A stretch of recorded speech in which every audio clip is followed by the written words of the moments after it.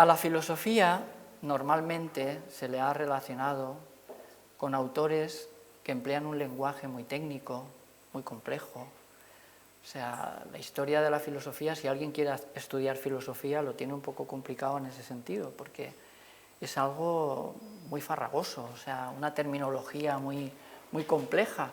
Yo creo que eso se aparta, en cierto modo, de los orígenes de la filosofía, porque los orígenes de la filosofía, los presocráticos, Platón, todos estos autores, los planteamientos que hacen son muy sencillos pero profundos, ¿eh? O sea, no emplean una terminología, un lenguaje complejo ahí entrevesado, ¿no?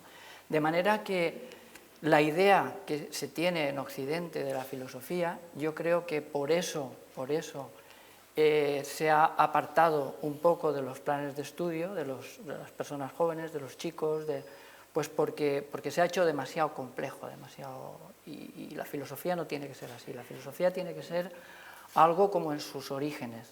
Las preguntas básicas, averiguar cuáles son las preguntas básicas para el ser humano, qué sentido tiene nuestra existencia, el tener la autonomía de conocernos a nosotros mismos, el interés por aprender, por saber, de ahí viene, ¿no?, la idea de la filosofía. De manera que, si nos atenemos un poco a los orígenes de la palabra filosofía, tenemos que ver que aparentemente, si no es un término egipcio, luego diré por qué, y es simplemente un término griego, pues viene de filo, que es amante de, sofía, del conocimiento, y por lo tanto la filosofía lo que va a tratar de conseguir es conocer, saber, y por extensión conocer y buscar la verdad, claro, es lo que nos va a interesar a todos los que tenemos algún interés dentro de la filosofía. Tenemos que ver que ya en la antigua Grecia, en el siglo VI a.C., Pitágoras ya empleaba esta palabra y él reconocía que aprendió en Egipto. Luego probablemente Pitágoras tuvo acceso a algunas escuelas de conocimiento clásicas en el antiguo Egipto, donde aparecía el concepto del merrej. El merrej, como han demostrado los traductores del antiguo libro de Tot egipcio, que ha sido un estudio de una recopilación de manuscritos antiguos, probablemente relacionados con el Corpus Hermeticum, donde ya aparece esa figura, la figura del merrej, que es mer, es una raíz egipcia que significa el que ama, mer, y rej, que significa el conocimiento. Los autores y los traductores de este estudio, que es un volumen bastante grueso y muy complejo, han estado varios años para hacer estas traducciones, dudan de que este término lo tomaran los egipcios del término griego para filósofo. O sea que lo más normal es que los griegos lo tomaran de los egipcios y no al revés. Si eso fuera cierto, el término de filósofo, de amante de la filosofía, de amante del conocimiento, vendría del antiguo Egipto, si eso fuera así. Y eso es algo muy importante, porque nos creemos que es Grecia la madre de todo el conocimiento occidental, y en cierto modo es cierto, ¿no? Pero hay que reconocer también que los grandes padres de la ciencia y de la filosofía y de la medicina griega se han basado en conocimientos egipcios. Egipto ha sido fundamental en la historia del pensamiento occidental. Algo similar ocurrió en medicina, porque a veces las cosas son mucho más sencillas, ¿no? Hoy en día en medicina todo se complica, el diagnóstico, los tratamientos, y Hipócrates decía que tu alimento sea tu medicina, que tu medicina sea tu alimento. La alimentación ha sido un pilar fundamental para la salud, o sea que ya en medicina ha ocurrido lo mismo. Los grandes padres de la medicina griega pues son los que hacen las cosas muy sencillas, una buena alimentación, un buen modo de vida, ejercicio, una buena salud mental, o sea, trabajarse las emociones, en fin. Y con eso no hay que preocuparse tampoco de complicar demasiado la cosa, ¿no?, a nivel de salud.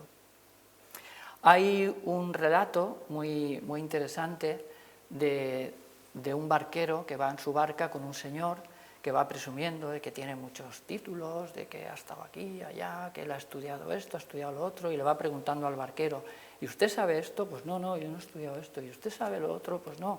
y en un momento determinado la barca hace aguas, empieza a llenarse de agua, se empieza a hundir, y el barquero le dice, ¿sabe usted nadar? Dice, no, dice, pues entonces de nada le sirve todos los conocimientos que usted ha adquirido, porque ahora es vital aprender a nadar, porque si no estamos perdidos, ¿no? En esto ocurre algo muy parecido. Por muchos títulos que tengamos, por muchos conocimientos que hayamos adquirido, si no vamos a lo fundamental, estamos perdidos. Y lo fundamental son cosas muy sencillas, pero que son vitales. Cualquier tipo de conocimientos que se reduzca solo a conceptos teóricos, pues no son suficientes a la hora de conocernos a nosotros mismos y de que la filosofía sea útil para nosotros y para los demás. También hay que saber autogestionar las emociones, etcétera, ¿no? ¿Por qué es tan importante conocer? ¿De dónde viene esa necesidad del filósofo de conocer? Pues porque conocer, y precisamente conocer con antelación, es la base de la vida y de la supervivencia. Conocer es la base de la supervivencia, y además conocer con antelación. Tenemos que darnos cuenta de que esta imagen que vemos aquí es una imagen de una palabra egipcia que significa predecir, se escribe con una S y una R. Como no sabemos la vocal que empleaban, seguramente pues se pone una E y se pronuncia ser. Entonces, la palabra ser, que significa predecir, esa jirafa que veis ahí es el determinante, que se dice en lengua jeroglífica egipcia. Es lo que resume un poco lo que significa esa palabra. Curiosamente hay algún especialista, incluso en lengua jeroglífica, con el que hemos aprendido muchos, ¿no?, que no entiende por qué ponen una jirafa. Y yo cuando lo vi clarísimo. Luego me di cuenta de que otro gran especialista del Antiguo Egipto, como Christian Jack, en alguna de sus obras también se dio cuenta. Y pues claro, ¿cómo no va a ser una jirafa? ¿Por qué? Porque la jirafa es el único animal que tiene un cuello muy alto y puede ver por encima de los demás y puede ver lo que va a suceder por encima de los demás. Entonces está claro que el determinante de predecir es una jirafa. En ese sentido va a ser vital que el conocimiento nos permita saber con antelación lo que puede ocurrir, porque es la base de la supervivencia, es la base de todo. Entonces, ese concepto de predecir va muy ligado a la búsqueda del conocimiento. Pero ese conocimiento a priorístico se puede utilizar para bien o para mal, y ahí están las puertas giratorias, los conocimientos que tienen privilegiados algunos políticos que luego les sirve para poder medrar cuando salen de la política, pues poder aprovecharse, ¿no? Eso no está bien, evidentemente que eso no está bien. Por lo tanto, esa visión por encima de los demás se puede utilizar para bien o para mal. Nosotros se supone que lo queremos utilizar para bien. Por ejemplo, la publicidad. La publicidad sabe y conoce muchas técnicas psicológicas para poder vender con más facilidad, para poder introducir un producto en el mercado. Eso no es ético, sin embargo se está utilizando. Por ejemplo, no va a ser lo mismo poner un precio de 99 euros a poner 105. 99 no llega a 100, son menos de 100 euros. 105, ya es mucho, es ya más de 100 euros. Y eso psicológicamente impacta en la gente, ¿no? Y eso la publicidad lo sabe. Por lo tanto, nos hemos de defender, la filosofía nos va a ayudar para poder defendernos de esos mecanismos que sabemos que se utilizan con no muy buenas ideas, ¿no? De manera que la filosofía sirve también para defenderse de esas situaciones. Podemos preguntarnos si la filosofía busca el conocimiento y por extensión el conocimiento de la verdad. Podemos preguntarnos qué es la verdad, ¿no? Cuando Pilatos le preguntó a Jesús qué era la verdad, no le respondió, pero luego en otro capítulo del Nuevo Testamento Jesús contesta, dice, yo soy el camino, la verdad y la vida. Por lo tanto, podemos preguntarnos qué quería decir Jesús cuando él dijo que yo soy el camino, la verdad y la vida. Es decir, que la religión es una forma también de conocer y buscar la verdad, si podemos llegar a saber qué quería decir Jesús cuando dijo eso, ¿no? Yo soy el camino, la verdad y la vida, ¿no? Por eso el budismo es considerado casi más un sistema filosófico que religioso. El budismo se plantea la superación del sufrimiento y el sentido de la existencia a través de argumentos de tipo filosófico, y también práctico, por supuesto, el ayuno, la meditación, en fin, tiene todo un sistema filosófico. En la Academia de Platón ya había un letrero que decía: no entre nadie que no conozca la geometría, puesto que filósofo es quien es capaz de conectar con lo que se comporta siempre idénticamente según sus relaciones constitutivas, es decir, cuando una persona es coherente, cuando es un sistema coherente. Ahí ya podemos entrar en la definición de logos, que por una parte significa palabra, verbo, y por otra parte significa proporción. Y para eso me voy a referir otra vez al antiguo Egipto, porque la palabra ren, que significa nombre, era para los egipcios una de las 9 partes que componían su estructura psicofísica, y era la más importante. El nombre es lo que define a una persona muchísimo, es un sello que nos ponen cuando nos dan el nombre, ¿no? De ahí que en el antiguo Egipto la palabra nombre se representa con una R que simboliza la boca, los labios, y esa sierra que veis ahí que simboliza el agua. Y curiosamente eso nos recuerda la primera frase del Génesis: el Espíritu de Dios flotaba sobre las aguas.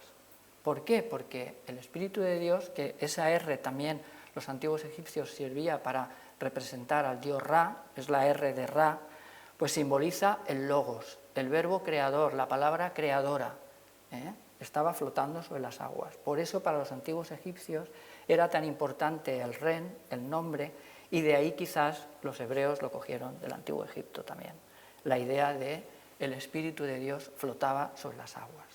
Y esa idea de entender el logos, la razón, como palabra, como verbo creador, y al mismo tiempo como proporción, está claro que procedía sin duda del antiguo Egipto, porque curiosamente esa boca se emplea para definir lo que son las proporciones en el antiguo Egipto.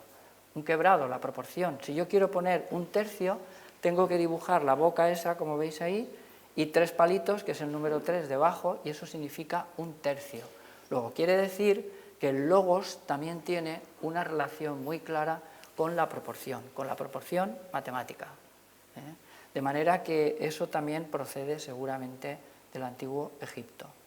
Por eso en filosofía es fundamental la lógica, utilizar la lógica, el logos, la importancia que tiene la razón y la palabra también como algo creativo, ¿no? Hipócrates ya dijo que tu alimento sea tu medicina y tu medicina tu alimento, y por extensión podemos pensar y podemos decir que tu alimento filosófico sea tu medicina y que tu medicina sea tu alimento filosófico. En ese sentido, conviene recordar a Lou Marinov con Más Platón y menos Prozac. Más Platón y menos Prozac. ¿Qué significa esto, esa frase famosa?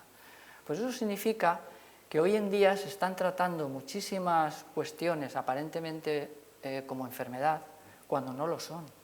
Si a una persona se le muere un familiar y tiene que pasar ese periodo de aceptación, de comprensión de esa situación vital, eso no es una enfermedad, eso es algo propio de la vida, porque eso forma parte de la propia vida.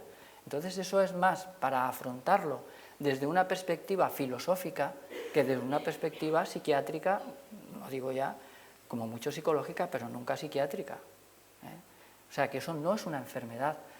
Estar afectado por la muerte de un familiar, eso no implica una enfermedad, no tiene por qué ser algo patológico. Es algo que forma parte de la propia vida, y por eso en Alemania pues los filósofos se lanzaron a pasar consulta, o sea, a tratar ese tipo de cuestiones, no como patología, sino como para encontrar el sentido de la existencia. De manera que la filosofía ha llegado hasta ese punto, incluso a ser utilizada pues, para resolver conflictos de tipo vital. También el filósofo muchísimas veces se va a enfrentar a las injusticias, porque las injusticias implican lo contrario de la búsqueda del conocimiento. Si se denuncia una verdad incómoda, pues los implicados pues van a hacer lo imposible para salir del problema, aunque eso implique mentir, hacer daño y crear situaciones injustas. Por lo tanto, ser filósofo tiene sus riesgos, como le ocurrió a Sócrates, por supuesto. Por eso la ética es una parte de la filosofía también, la ética, va a ser algo fundamental. Hoy se habla de filosofía práctica, hoy en día ya se está volviendo a eso, porque es lo más importante, la filosofía es la base de toda enseñanza. ¿Qué ventajas va a tener buscar el conocimiento? Pues, por ejemplo, saber qué alimentos se pueden comer y cuáles no, cuáles son convenientes para estar sanos, cuáles no. Saber cómo funciona el aparato reproductor de los seres humanos para poder saber cuándo se pueden tener hijos y cuándo no. Si tú quieres que no te sorprenda la vida y tengas un hijo de forma inesperada, si tú quieres tener hijos, adelante, pero que sea conscientemente.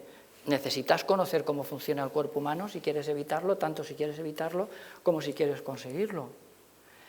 En estos dos ejemplos tan sencillos como es la alimentación y la procreación, por ejemplo, nos jugamos muchísimo, nos jugamos nuestras vidas. La vida nos la jugamos con ese tipo de cosas, ¿no? Y ahí la filosofía puede ayudar muchísimo. Siempre recordaré yo la asignatura de filosofía del bachiller, a mí me abrió unas puertas tremendas. A un chico de 14 años, por ejemplo, te abre unas puertas tremendas la asignatura de filosofía. Y hoy en día ya se está alejando de los planes de estudio, ya no sé ni siquiera si existe en los planes de estudio.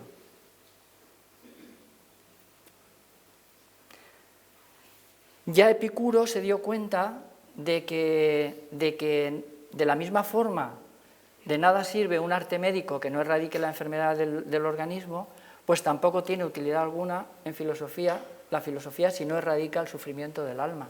La filosofía tiene que ser algo práctico, algo que nos sirva realmente para solucionar problemas, ¿no? En ese sentido, por eso se habla de filosofía práctica. Lo que he comentado antes fue sobre la relación de la filosofía con las consultas de filosofía. Fue hace unos 40 años, un filósofo llamado Gerd Achenbach abrió la primera consulta de asesoramiento filosófico en Alemania y desde entonces ha ido creciendo. Esto no se conoce mucho porque a los ámbitos sanitarios no les interesa que les salgan... Ya les molestó quizás al principio que saliera la psicología, aunque ahora solo faltaba que salieran los filósofos también a pasar consulta, ¿no? De manera que hay siempre un juego ahí de corporativismos que no les viene bien que entre otro en el juego, ¿no?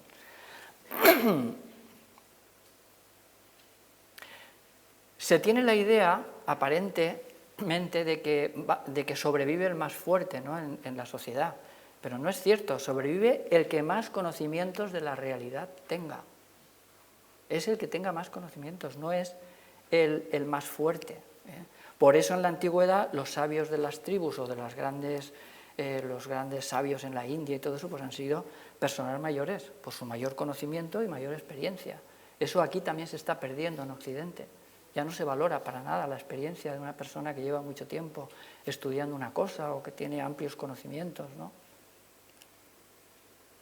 También forma parte de la filosofía la ética, la estética, las artes, la sociología. La bioética, por ejemplo, es fundamental porque hay barreras que no se pueden pasar, ni siquiera en el cacareado principio de por un bien mayor o por el beneficio de la mayoría. Por ejemplo, nadie debe, por la parte que me toca, ¿no?, de como médico, nadie debe obligar a alguien a introducir en su cuerpo en contra de su voluntad nada. De lo contrario, se trataría de una clara violación de su derecho a qué hacer con su cuerpo. ¿Cómo que a ti te van a obligar a hacer algo en tu cuerpo? Tú eres libre de elegir un tipo de tratamiento u otro. En medicina, hasta hace poco, no sé cuánto durará, pero no sé, ante cualquier tratamiento, primero está la información detallada al paciente de los pros y los contras. A ti te tienen que informar de qué peligros tiene ese tratamiento y de qué ventajas. En segundo lugar está lo que se llama el consentimiento informado. Una vez que tú ya sabes qué pros y qué contras tiene ese tratamiento, puedes aceptarlo o no, y si lo aceptas tienes que firmar, y ahí tú ya has dado tu consentimiento de que ese tratamiento pueda ser empleado contigo, ¿no? Y entonces, pues, en tercer lugar, el paciente es libre de elegir si quiere ese tratamiento o no. Esos principios son básicos para el ser humano y forman parte de los derechos humanos. En derecho internacional prima el derecho del individuo sobre la colectividad, eso hay que tenerlo claro. las personas que saben derecho internacional saben que el ser humano, el derecho individual es inalienable. O sea, nadie tiene derecho a hacer contigo lo que quieran. Y eso se recalcó muy bien a partir de la Segunda Guerra Mundial, por todo lo que ocurrió allí, ¿no? Y esos principios son muy claros y no se deben de perder en ningún momento. La filosofía y la ética nos van a ayudar a ser libres para elegir tratamientos y para autogestionar nuestra salud y para cuestionar lo que quieran imponer supuestos visionarios cuando nos dicen de que nos quieren meter que si el microchip de no sé qué, que si quieren interaccionar la máquina con el cerebro, o sea, a ver hasta dónde podemos llegar en ese sentido, ¿no?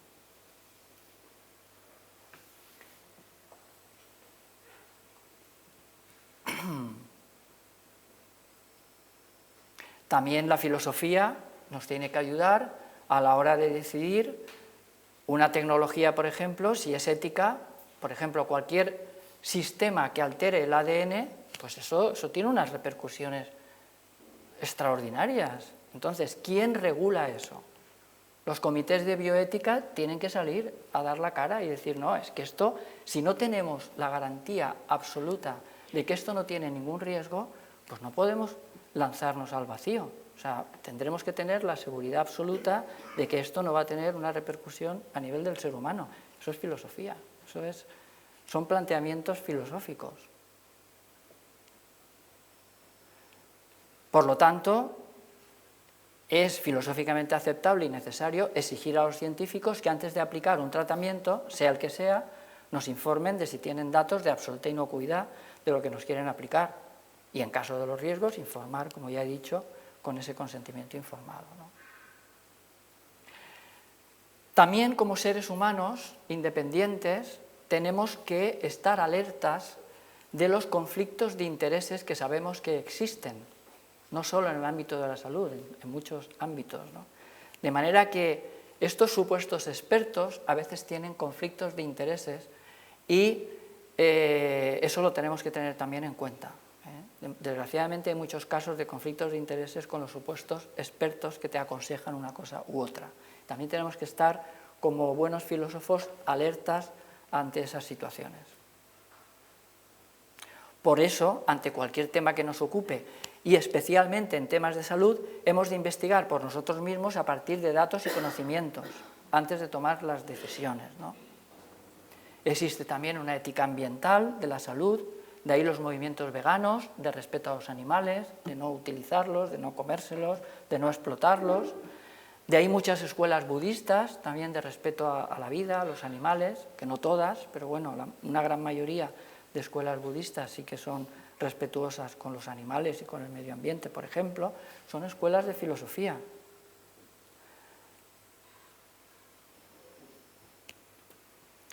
Hay un principio filosófico que ya conocía Platón, que es el principio de mínima acción.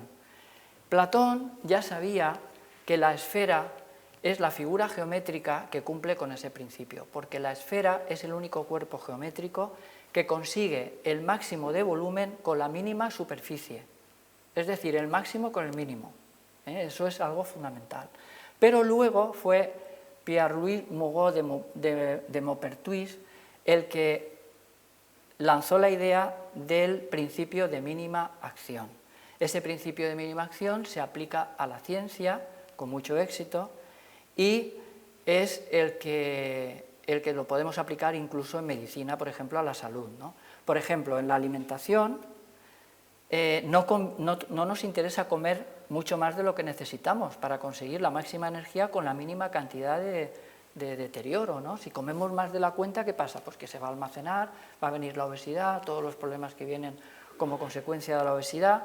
Por lo tanto, el principio de mínima acción tiene una aplicación, es un principio filosófico y lo podemos aplicar también a la medicina, a la salud, a la alimentación, por ejemplo. Se puede aplicar también este principio en las artes marciales, que quizás, no sé si tú hablarás un poco de eso luego, en el aikido, en la guerra. Por ejemplo, yo hice milicias universitarias con José Manuel, que está ahora en Madrid, fuimos compañeros en milicias, Y allí yo me quedé sorprendido, porque la idea que uno tiene del ejército y de la guerra es que quiere matar al contrario, ¿no? Se lo quiere liquidar, y no es así. En el ejército lo que se pretende es inhabilitar al contrario, o sea, no dejarlo que haga lo que le dé la gana, pero no matarlo necesariamente, ¿entendéis? Y eso a mí me sorprendió mucho, ¿no? En la academia militar que te dijeran eso. En música, por ejemplo, ese principio se aplica, el principio de mínima acción, con la técnica de Alexander, relajando todos los músculos cuando se toca el violín y contrayendo solo, o sea, utilizando solo los que son necesarios para tocar el violín, pero todos los demás se relajan. Conseguir el máximo con el mínimo, ¿no? Con el mínimo de gasto de energía a la hora de tocar el violín. Por lo tanto, podemos ir centrando un poco el tema sobre qué principios filosóficos pueden estar basados en la observación y la búsqueda de conocimientos, ¿no? Por ejemplo, nos tenemos que dar cuenta de que es mucho mejor tratar a los demás como te gustaría que te trataran a ti, en lugar de ser egoístas y despreciar a los demás. Obviamente, eso es un principio también filosófico. No vamos a tratar peor a otro no vamos a tratar a uno tan mal como no nos gustaría que nos trataran a nosotros. Obviamente, eso es un principio elemental, pero que no todo el mundo cumple, evidentemente. La libertad de expresión, eso es un principio básico fundamental, ¿no?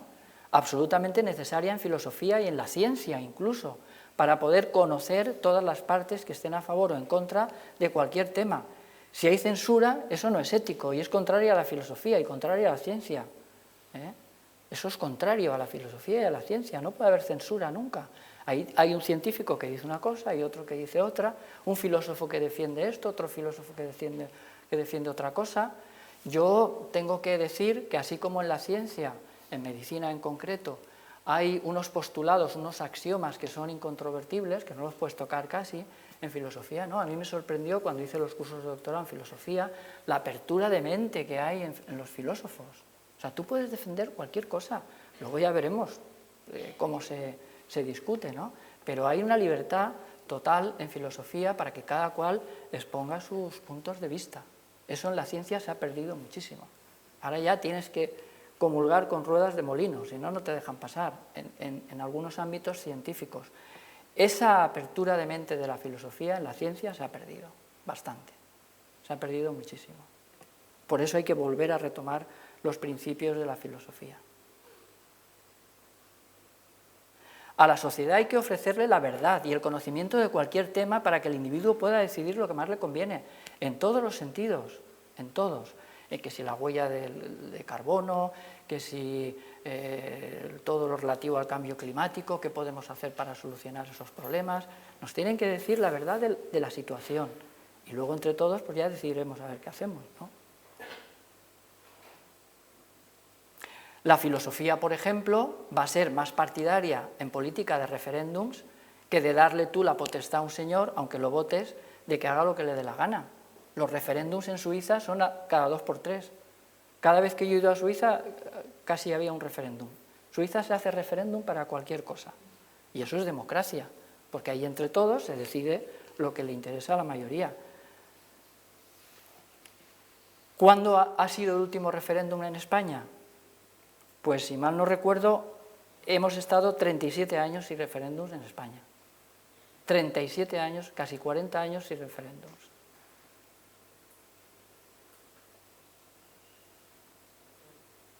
Por ejemplo, la filosofía a mí me permitió entender, cuando intenté ver cómo se trabajaba como médico en la salud pública, pues para entender que yo no podía estar solo 5 minutos por protocolo con un paciente o 10 minutos. ¿Cómo voy a estar 5 o 10 minutos para ver lo que le pasa a un paciente y meterme en su vida y ver lo que le pasa y que me cuente? Pues, y luego hablarle de la alimentación, de todo. Yo no puedo. Yo me di cuenta enseguida de que eso no era ético, eso yo no podía hacerlo. ¿Lo veis? Luego la filosofía sirve también a una persona joven para decir, no, esto no es lo mío, haré medicina pero por otros cauces, no por estos. ¿Lo veis? La bioética es una rama de la filosofía que es la que tiene que decidir, como ya he dicho antes, ¿no? Lo de los riesgos. A este respecto, que es el tema que a mí me toca más, que es el tema de la salud, Pues personalmente escribí una carta abierta, que está disponible en Internet, a los 505 parlamentarios europeos que permitieron la utilización de los organismos modificados genéticamente en los seres humanos, para advertirles, con todo mi humilde conocimiento, de los peligros que podía llevar esa decisión. La carta está en Internet, nada más que pongáis carta abierta a los 505 ya sale. Carta abierta a los 505. Pues bien, hay una genetista, que es la doctora Alexandra Henrion, que es directora de investigación del Instituto Nacional de Salud de Francia, del INSERM, postdoctorada en Harvard, en Boston, especialista en ARN, que dice, en un libro que tiene publicado muy interesante, dice, en el libro explicas que no podemos descartar que estas inyecciones que ponen de ARN mensajero pueda ser tóxica, ni tampoco que nos pueda modificar genéticamente. ¿Qué implicaría esto de ser realmente así? Dice ella, respecto a la toxicidad es una cuestión interesante puesto que en todas las vacunas anti-COVID se ha utilizado la proteína Spike y existe una literatura científica abundante que habla sobre los niveles de toxicidad que esta proteína puede provocar. Y luego, con respecto a la modificación genética, yo prefiero hablar siempre de la modificación del patrimonio genético, porque es una cuestión que afecta a todo el mundo que recibe el ARN. Las consecuencias pueden ser vertiginosas y se desconoce el impacto que puede tener. Esta mujer me da a mí la razón de los peligros a priorísticos que podían haber con la utilización de organismos modificados genéticamente. Lo que sí que vemos es lo que está pasando ahora mismo en los hospitales, donde se constata que hay más mortalidad y más casos de abortos espontáneos. Y lo sorprendente es que no se relaciona esto con las inyecciones estas, aunque podría ser una hipótesis de lo que está sucediendo. La filosofía obliga a hacerse estos planteamientos y a investigarlos, porque no se puede encontrar lo que no se busca. Si no se plantea esa posibilidad, no se va a investigar. Si no se investiga, pues nunca aparecerá la relación. Luego ya vemos que la filosofía y su importancia práctica es fundamental. Es fundamental. La filosofía se puede aplicar a todas las facetas de la vida. Conócete a ti mismo y conocerás todo lo que te rodea. Es un principio de la antigua Grecia. Eran las palabras que aparecían inscritas casi a modo de advertencia en el pronaos del templo de Apolo en Delfos. Conócete a ti mismo. Fue Platón quien dio mucha difusión a esta frase, que tiene un gran valor ético, y significa gnosi seaiton, conócete a ti mismo. Eso es fundamental, conocernos a nosotros mismos para poder entender también cómo funciona la sociedad. No es fácil conocerse a uno mismo, por supuesto, ni conocer a los demás. La filosofía ha pretendido responder desde su origen a las preguntas fundamentales del ser humano. ¿Quién soy? ¿De dónde venimos? ¿A dónde se va después de fallecer? ¿Hay algo que sobreviva al cuerpo después de morir? ¿Hay un alma? Los grandes filósofos presocráticos y de Platón y toda esta época estaban convencidos de que existía un alma, algo que está entrelazado con el cuerpo físico, y ya no hace falta irnos tan atrás a los presocráticos o a Platón. El neurólogo premio Nobel Sir John Eccles, que falleció no hace muchos años, ya casi centenario, habla de la psicona como un complemento de la neurona. La psicona sería el componente psicológico de la neurona, estarían totalmente entrelazados, de manera que no hace falta irse hasta Platón, lo tenemos ahí bien cerca, con el premio Nobel en neurología Sir John Eccles, donde habla de la psicona, por ejemplo. Pues todo eso forma parte de la filosofía de la ciencia. Hoy en día se habla de la filosofía de la ciencia. La existencia del alma, los tecnófilos actuales la rechazan de raíz. O sea, para muchos científicos en la actualidad el ser humano es como una máquina, ¿no? O sea, unos átomos, unas moléculas ahí moviéndose, y los pensamientos serían el fruto de las interacciones entre los átomos, y ni alma ni nada. O sea, sería pues... Y eso, hay algún científico que dice que es un prejuicio como creer en que un burro vuela. O sea, no hay ninguna demostración científica de que el ser humano sea simplemente eso. O sea, no hay ninguna. Más bien hay todo lo contrario, porque Colegas míos que han trabajado en unidades de cuidados intensivos, pues tienen experiencias de sobra para presuponer que una persona en coma, por ejemplo, hay algo de él que permanece fuera del cuerpo y puede dar explicaciones muy claras de lo que está sucediendo en el quirófano en ese momento. Y está en muerte clínica prácticamente, o en coma. Eso no tiene ninguna explicación para poder entender ese tipo de situación científica, ¿no? Por lo tanto, hay que estar abiertos a otras posibilidades y no prejuiciar y creer que somos solamente un amasijo de átomos y moléculas en movimiento, ¿no?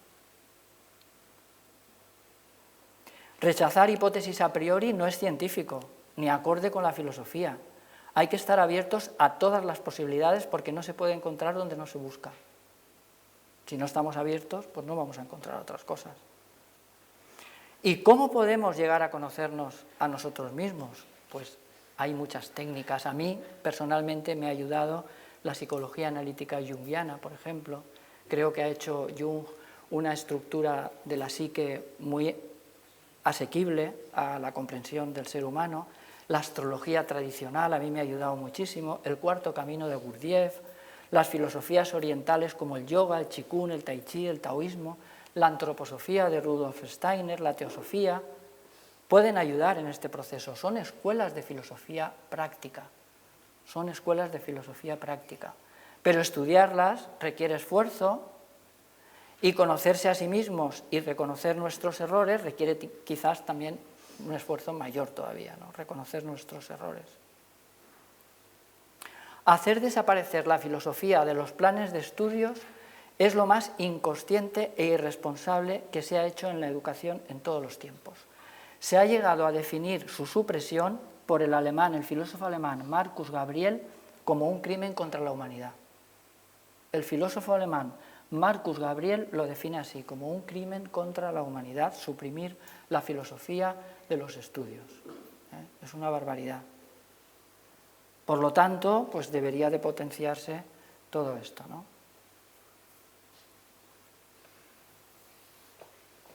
Nos puede ayudar, pues a la hora, por ejemplo, a mí me han llegado pacientes que han tenido una reacción alérgica con una crema.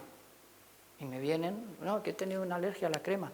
Busco la composición, no pone la composición. Si no pone la composición la crema, ¿yo qué voy a saber a qué le ha tenido la alergia, si la alergia se ha producido por ese producto? Entonces hay que remitirlos a quien le ha vendido el producto y que le digan qué tenía la composición de esa crema, ¿no?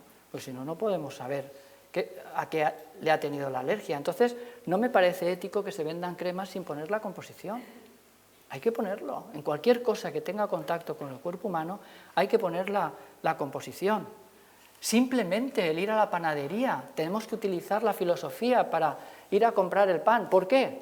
¿Qué garantías tenemos de que las harinas que se están vendiendo ahora mismo en la actualidad en las panaderías no estén con complementos panarios a base de harina de gusanos o de insectos? Porque ahora se está poniendo de moda eso. Y una vez se puso de moda, a mí me consta porque salió en prensa y lo sé positivamente que se puso de moda como complemento panario la harina de los mataderos. Los restos del matadero, se hacía una harina y se incorporaba al pan para enriquecerla, entre comillas. ¿Qué garantías tenemos ahora? Cuando compramos el pan en una panadería, ¿nos dan la composición de la harina? No. Yo una vez vi un saco de harina en la puerta de una panadería, lo vi y me quedé alucinado de la cantidad de cosas que lleva un saco de harina de una panadería. Y estoy hablando de hace varios años ya. Ahora seguramente llevará cosas peores. Por lo tanto, tenemos que exigir como usuarios y como seres humanos que se nos informe de todo lo que nos vamos a comer y vamos a introducir en nuestro organismo. Eso es filosofía. No podemos estar dormidos así y decir, ala, pues bueno, que le pongan lo que quieran. Pues no, porque luego pueden haber muchos problemas. Eso es una forma de aplicar la filosofía práctica.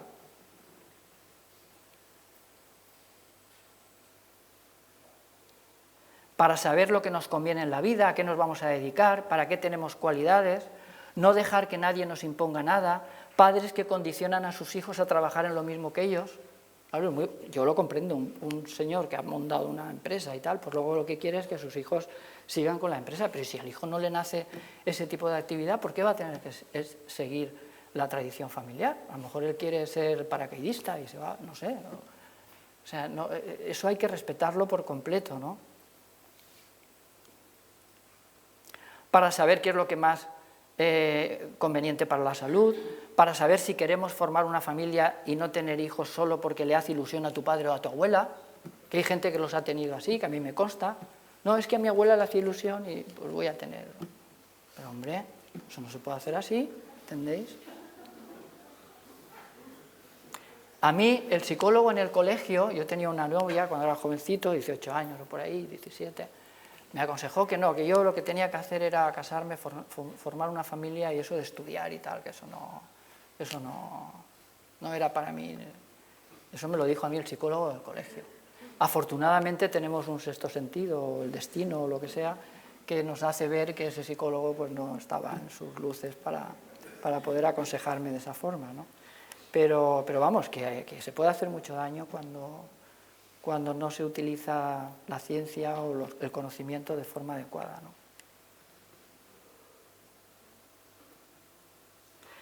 Y ya para terminar, pues simplemente deciros que escuelas de filosofía a mí me han servido muchísimo, seguramente me voy a dejar varias, pero bueno, en mi desarrollo personal, pues a mí me ha ayudado, pues lógicamente, la filosofía clásica, Pitágoras, los presocráticos, Sócrates, Platón, Aristóteles, Kepler, me ha interesado mucho. Aquí en esta escuela di una conferencia que está en internet sobre las ideas arquetípicas en la obra de Kepler y Jung, o sea que es algo que a mí me interesa mucho. Copérnico, yo tengo la carta astral hecha por el propio Copérnico, en esa época eran astrólogos, o sea, Kepler, Copérnico, hasta Newton, sabían astrología muchísimo, o sea, que eso era natural en ellos, ¿no?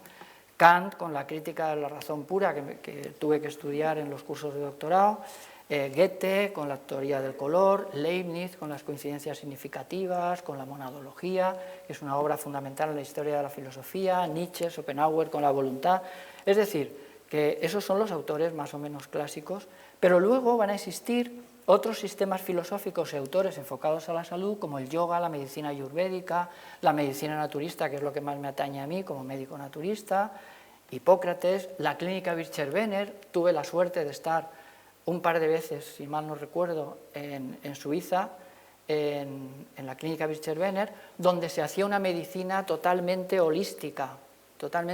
Allí tenían el huerto biológico en el campo, tenían la clínica montada allí y daban cursos de cocina en varios idiomas en una sala grandísima, parecida a la mitad de este recinto, ¿no? Más o menos, y las daban en varios idiomas. Cursos de cocina vegetariana para los pacientes, porque era lo básico para sacarlos de sus problemas, ¿no? En la clínica Bircher-Benner en Suiza. Paul Carton, que era un médico francés también naturista, el higienismo, las teorías de Buchinger sobre el ayuno, yo soy especialista en ayunos, la medicina china, la acupuntura, en el máster que se ha hecho aquí durante varios años en Valencia se ha estudiado medicina china, los meridianos, el Qigong, Tai Chi, Aikido. Eduardo Alfonso personalmente a mí me ha influido muchísimo, es el padre, digamos, de los médicos naturistas aquí en España. Solveig Nostrom, a la que también en esta escuela también hemos tenido la suerte de tener y nos ha dado conferencias, con ella he compartido algunas charlas también aquí en la escuela. Miguel Servet es el autor de mi tesis doctoral, o sea, yo hice la tesis doctoral sobre las influencias de la astrología y del hermetismo en la obra de Miguel Servet, en la historia de la circulación de la sangre. Paracelso y Miguel Servet eran coetáneos, coincidieron en el tiempo y tuvieron como maestro a Cornelius Agripa. Cornelius Agripa fue maestro de Paracelso y de Miguel Servet. Yo iba a hacer en principio la tesis doctoral sobre Arnau de Vilanova, porque era valenciano, era médico, astrólogo, digo, hombre, pues voy a hacerlo, ¿no? Pero luego me di cuenta de que Arnau de Vilanova, su obra, estaba casi toda en latín, sin traducir, y era considerada mucha como espúrea, como que no era auténtica de él y tal, y entonces pues me eché para atrás y me interesé por Miguel Servet. Y resulta que lo que más me interesaba era lo de Miguel Servet, casualmente, ¿no? O sea que tuve la suerte de caer en el tema que a mí me interesaba muchísimo. La homeopatía también me ha ayudado bastante, Hahnemann. Otros sistemas de carácter filosófico-religioso pues sería el hinduismo, o sea, me interesé por el sánscrito, por el budismo, muchísimo, por el gnosticismo de las raíces cristianas, por el taoísmo, el judaísmo, la cábala hebrea, el zurbanismo, como síntesis de la dualidad bien-mal de Ormuzd y Ahriman, el zoroastrismo, y escuelas y autores de filosofía, entendiendo filosofía como la búsqueda del conocimiento, como ya he dicho, la escuela psicoanalítica de Jung, la fenomenología de Husserl, el autor francés René Guénon, Mircea Eliade, el cuarto camino de Gurdjieff, Ouspensky, Maurice Nicole, Julius Evola, Arthur Avalon, Max Planck, que aunque parezca que sea un científico ahí con teorías científicas, Max Planck tiene textos que son prácticamente, que parecen de teología, Max Planck, el fundador de la física cuántica, uno de los fundadores de la física cuántica, Einstein, Pauli, que fue paciente de Jung, y me han interesado mucho la correspondencia que tuvieron Pauli y Jung. Pauli es el famoso científico, también otro de los padres de la física cuántica, la antroposofía de Rudolf Steiner, también he tenido el placer de estar en el Goethanum, en Dornach, allí en Suiza, en Basilea, Paul Branton, que es un gran escritor de temas orientales, Maspero, Wilhelm Reich, la teosofía, los rosacruces, disciplinas tradicionales como la astrología, el I Ching, el tarot, los pozos de café, que se emplean mucho en la cultura árabe, y todo eso pues es lo que se estudia en esta escuela, en Nueva Acrópolis, y que yo creo que siempre a todas mis amistades que han pasado por esta escuela, pues todas han tenido una gran cantidad de agradecimiento, ¿no?, por todo lo que han aprendido. Y nada más, yo creo que os he dado unas cuantas pinceladas de cómo veo yo la filosofía y cómo está implicada en cualquier acción que nosotros tengamos en nuestra vida cotidiana. Espero que os haya gustado, ha sido muy práctico. Gracias.